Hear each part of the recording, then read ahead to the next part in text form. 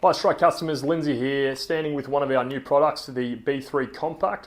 This is the little brother of the very popular Strike B3, a shorter, more compact antenna for those customers that require it, who may want to be mounting on their roof rack or their tub tray, anything where a smaller whip's going to be the play.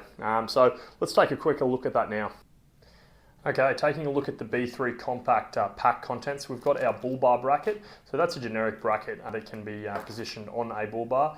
We've also got the B3 antenna, B3 Compact antenna, 75 centimeters in total length.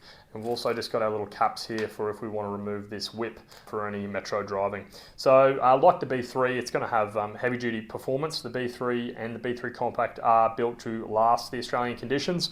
This one with the added benefit of compact design. So someone that might want to use this on their tub rack or potentially their roof racks, whereas a larger antenna might not be an appropriate use with that extra height.